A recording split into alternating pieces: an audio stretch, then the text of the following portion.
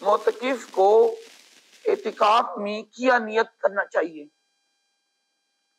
Number 1 بخاری شریف کی حدیث ہے، سرکار دو عالم صلی اللہ علیہ وآلہ وسلم نے فرمایا، ام المومنین عائشہ صدیقہ رضی اللہ تعالی عنہ سے مروی ہے، نبی علیہ الصلوۃ والسلام نے فرمایا کہ لیلۃ القدر کو تلاش کرو، تحروا لیلۃ القدر فی رمضان فی اواخر الاواشر، کہ لیلۃ القدر کو تلاش کرو رمضان المبارک کی آخری عشر میں۔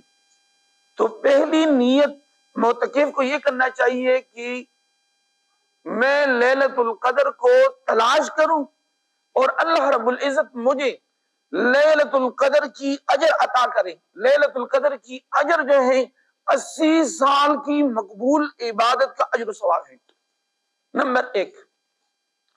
نمبر 2 خلوت میں بیٹھنے کا طریقہ، کہ میں خلوت میں بیٹھ کر اپنے رب کے ساتھ مناجات نیاز ملاقات کروں۔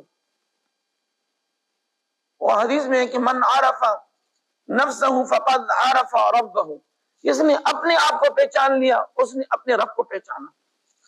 تو دوسری جو نیت ہے اپنے آپ کو پہچاننا اور رب کو پہچاننا۔ نمبر 3 جہنم سے آزادی کی دعا، کہ اللہ رب العزت میرے اوپر جہنم حرام کرے اور اس مشن میں معتکف کامیاب ہو جائیں۔ نمبر 4 جنت الفردوس اللہ تبارک و تعالی میرے لیے واجب کرے اور میری والدین کی خاندان کے لیے۔ نمبر 5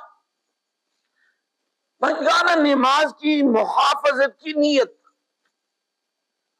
کہ میں یہاں پر اعتکاف کر کے میں پنجگانہ نماز کا عادی بن جاؤں اور میری برکت سے میری جو گھر والے ہیں اہل خانہ ہیں وہ بھی نماز کی عادی اور پابند بن جائیں۔